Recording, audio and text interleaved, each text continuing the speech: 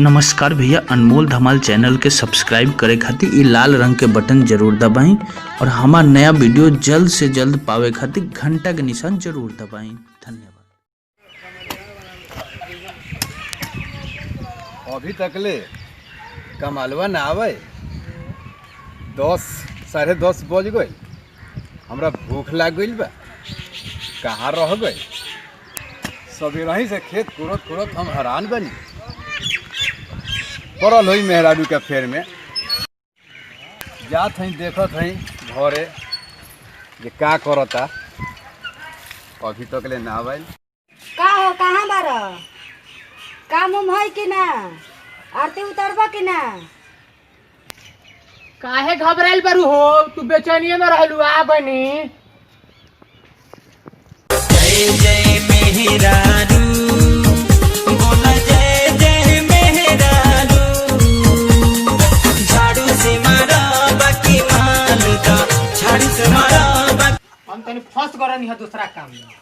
अच्छा, एगो हितई के रलक भेटा गइल रास्ता में, वही से फंस गइल रहनी है। हाँ, ली भोग लगाई। का रे नतिया, तोरा के कहनी रसगुल्ला लिया के, तो जलेबी लेके आवता रे। का करबू, ना बन रलक है, यही सब लेके आइने जिलेबी। तो भारत के प्रसिद्ध चीज नु हटे, जिलेबी से काम चलाओ। बिहान से तरह के राबड़ी लेके आए रे खियाओ।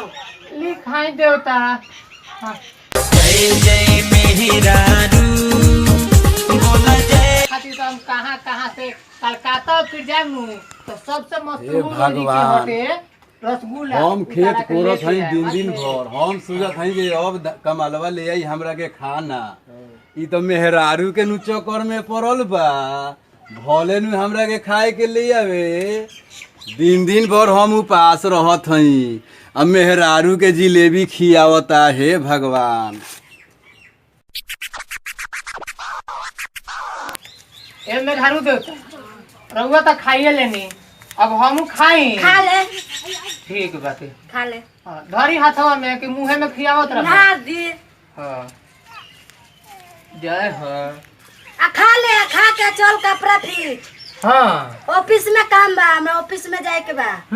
हाँ, हे भगवान, ऐसन मेरा आरू सब लोग के दी हो।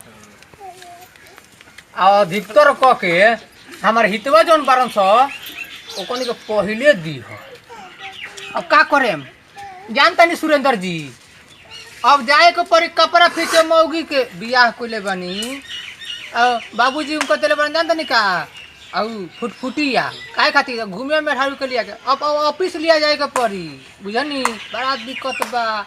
ए जे कहता नहीं बियाह न करी लो, और बोले तो बियाह खातिर हबराज बनी लोग करी लोग, अब भोगी लोग। आफत गले तो पड़ले बा, अब सब काम तो करही के पड़ी, ना करबो तो दिक्कते बा।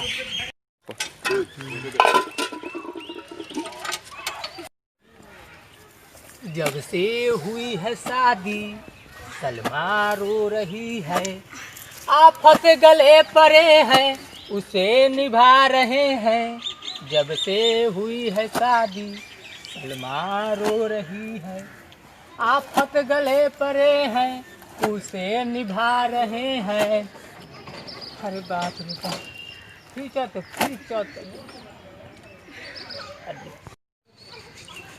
जानता नहीं लोग, आज के डेट में मेहरारू सब कुछ बा।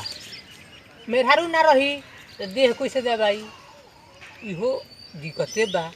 मेहरारू ना रही तो खाना बनाई के ना खाना तो हम बना।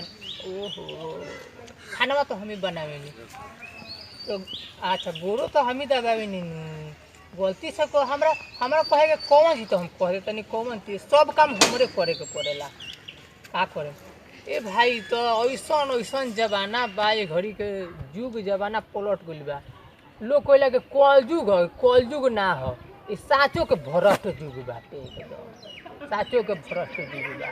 मेहरारू के कपड़ा फीचे के पड़ता। जीना है तो हंस के जियो, जीवन में एक पल रोना ना। का हो मंटू कमाल, हाँ भाई बोलो समाचार। होई का करता रे मर्दे सारी फीचता रो। सारी हो हमार गमछी हो।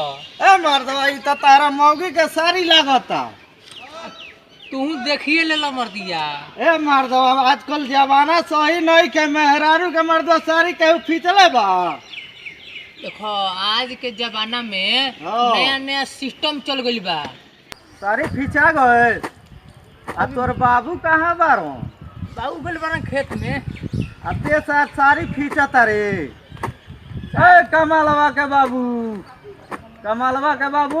हट मर्दिया बाबू के कौन काम बा हो? अरे बाबू साहब बाबू से कहे ममरोका कि मेहरारू सारू हुआ खेत में कोड़त रहन मरत रहन आ तू सारी फींचता रहो। ए हमर रोज के ए काम बा कमालवा के मर्दिया। बाबू है ने वहाँ है ने। का हो भाई तार बेटवा का करता मर दे। का करता? मेहरारू के सारी फींचता। ए हो ना बाबू ना तार धोती हो। धोती हो लाल धोती रहेला बतावा तो। और रंग देले बनी।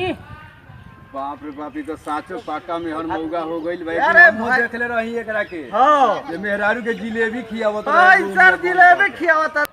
ए बाबू तू जिलेबी नानू रहे हो। का रहे रे? तू अपना मौगी के भोग लगावत रहनी। तो भोग से हाय लगा देखो आवल हो है ने भाई। ए, यार वो के भाई देख लो ना, हमरा बेटा के करनामा। के सर कापरा फींचता है हमरा बताओ। बेटा के करनामा देख देख देख ले। ला ये अपने बाप। ये बतावा कि जो हई दिन दिन भर हम खेत में कुदार चलावत हई आई का करत आज एक मेहरारू के साड़ी फींचता कपड़ा साफा में हर मौगा हो गए मर्द। पाका में हर मौगा हो गइल बा। हर बेटा है कि मेहर मौगा है। हाँ हमार तो नामे बदनाम कर देलो। ए भाई रोवे लो तू लो समझावा लो। अब एकरा के का समझावल जा। ई त सार के रे जिलेबी खियावता। आ वो दिनवा देखनी के साड़ी मारत रहे मौगी। अरे का हो हम तो खाली सुनले रहनी हो ताक से लेकिन देखो तनी के एबे तो देख ई काम करता रहो। आई धोती हो मर्दिया धोती हो। ये जगह धोती होला और रंगले बनी रंग से। तो है तो चका बा। हाँ तो धोती छोटी चुकी रहे। बताओ ना पियो रंग सरंगाला कि वो गुलाबी रंग सरंगाला। ना भुला के अब गनिया दुकान पर तो कने के पियर का रंग दी तो उते दे लखल ललका रंग। अरे हमने के बोका बनावत आई। ना महाराज पाका में हर मौगा। अरे हम लोग काहे घबराई तनी? ये सब से काम से ना घबराए के तनी मनी परिवार की इज्जत रहे सब वही से सब गांव अपना गांव जवान के बात हल्ला कोई जला। अरे मारा तो ई साड़ी फीची ये आज बहुत खींच दिले बा का हो जाई तनी उनका परिवार के ब्याज दब होई। हां इहो बात बा। का करे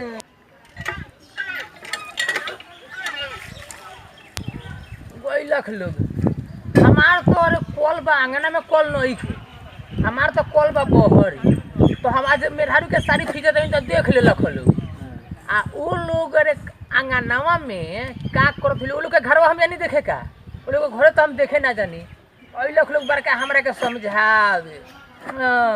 हमार मेहरारू हमका साड़ी खींची चाहे पूछू करी वो लोग के काम मतलब बा। का रे नतिया कपड़ा फिचाल कि ना फिचाई? बस आगनी और दू फिजान के बढ़ले बा पसार के तुरंत आवते बनी हम। नमस्कार भैया लोग हम मंटू कमाल रुआ लोग के समूह। देखिए ये हमारी वीडियो पहली बार हम लेडीज के सामने के लिए बनी। रुआ लोग के अच्छा अगर ये वीडियो लागई तो रुआ लोग शेयर करें हम लोग लाइक करें हम लोग। और सबसे पहले रुआ लोग के हम बताओ तनी कि सब्सक्राइब कर मत भूलें हम लोग। आ देखी आज से ही अनमोल धमाल हमारा चैनल पर रानी जी बानी यहाँ के भी कुछ कहे के चाहता नहीं। नमस्कार। ये वीडियो के देखन मत भूलें लोग।